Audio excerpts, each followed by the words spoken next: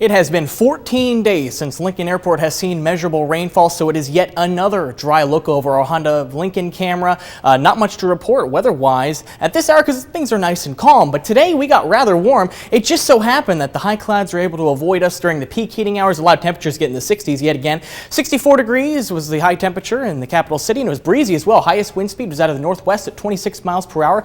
Made it up to 65 in Beatrice, 62 in Hastings, 60 degrees was the high temperature in Kearney. We have cooled off quite a bit since then. Right now sitting at 43 degrees in Lincoln, 37 degrees in Beatrice, 33 degrees close to freezing in Aurora, 37 Grand Island, 37 as well in Kearney. Here's a satellite and radar perspective, and if you look closely you can see some thin wisps moving off towards the southeast. These are some high clouds, but we actually are in a little break of clearing right this second. We anticipated some gradual clearing as we got closer to midnight, and we should be mostly clear in the overnight hours as you don't see too many high clouds off towards the west. We do have more clouds in the forecast for tomorrow, so let's time this out with STORMCAST. STORMCAST shows a lot of these clouds pushing off towards the east, seeing mostly clear skies off towards the west past midnight, and that'll be the case into the overnight hours as well. We'll be mostly clear waking up tomorrow morning, but by the time we get in towards tomorrow afternoon, I think for the eastern part of the state, we'll still be watching some high clouds out that way. If you're watching the Tri-Cities, you may be on the back edge of these, so you may be mostly clear throughout much of the afternoon, maybe not even completely clear in the southwest corner of the state. So we'll say a mix of sun and clouds tomorrow afternoon. In the meantime, for tonight, 26 degrees. As skies turn mostly clear, that's going to allow temperatures to really tumble. It'll be a chilly morning, but the good news is the wind chill will not be a factor because the winds will become calm by the time we're waking up tomorrow morning. Take the coats if you're going out and about early tomorrow morning.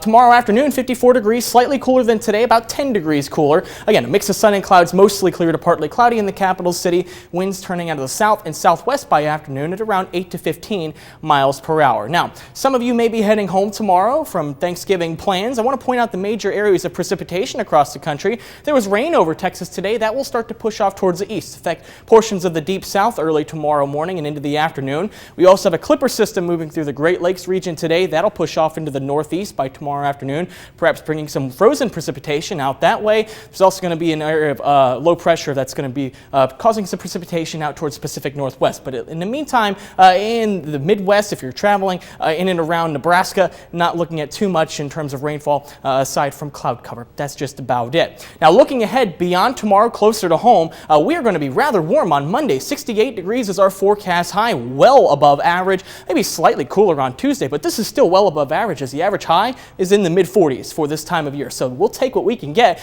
back up into the 60s by midweek. It's also looking dry as well. Here's a look at some of our computer model guidance over the next 7 days. Not real optimistic about rain chances. We could see that on our 10-day outlook. The warm conditions, above average high temperatures, pretty much over much of the 10-day outlook. And we've had to trend back a little bit on rain chances for Friday as that disturbance doesn't look like it's going to get quite as close as it did in previous days.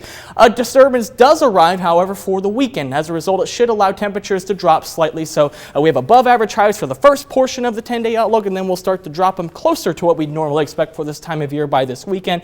Partly cloudy on Saturday and Sunday, but right now keeping things dry for the majority of the 10-day outlook.